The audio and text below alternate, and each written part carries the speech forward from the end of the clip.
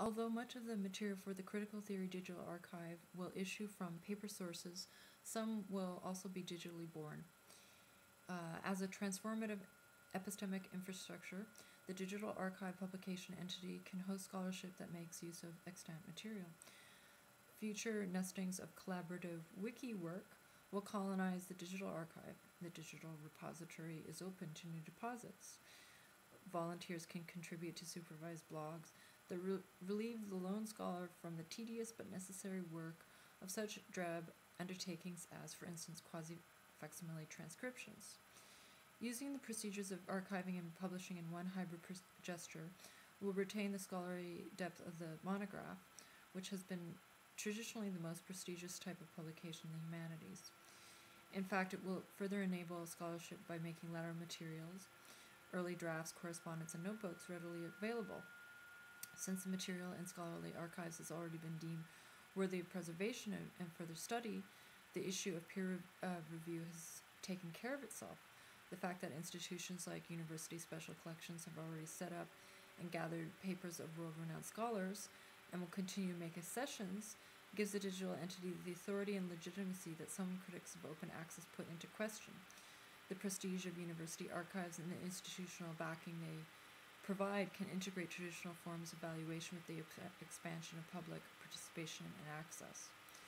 ROAR, the Registry of Open Access Repositories, tracks the growth of existing open access archives. Although the U.S. Library of Congress has collected, for instance, the papers of Sigmund Freud, no digital project is underway. Hannah Arendt's papers, digitized, partially available online at a handful of institutions, are at the Library of Congress, but massive copyright complications inhibit making them open access online.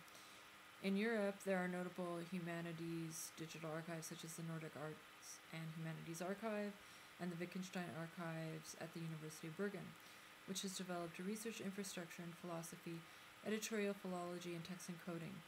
The manuscripts of Wittgenstein's Nachlass, however, are only available on CD and are not open access. Contrast, the Cultural Studies e-archive, CSearch, is open access, yet it does not present traditional archival materials.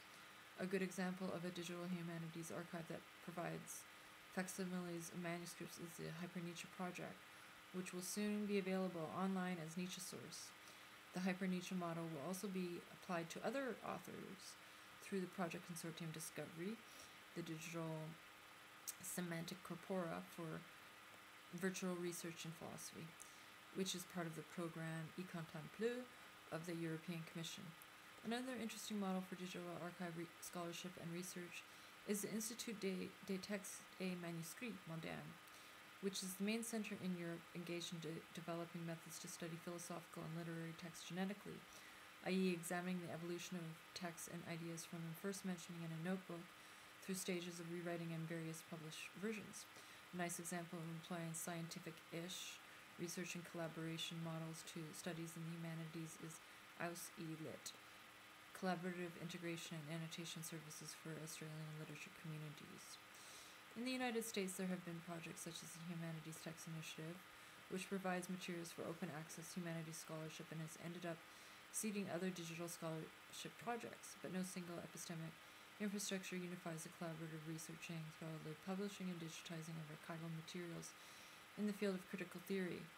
As Europe's Philosophy Consortium Discovery indicates, a next-generation digital humanities project such as the CTDA must provide an integrative and comprehensive platform that enables scholarly research not only of multiple theorists, but multiple archival collections as well.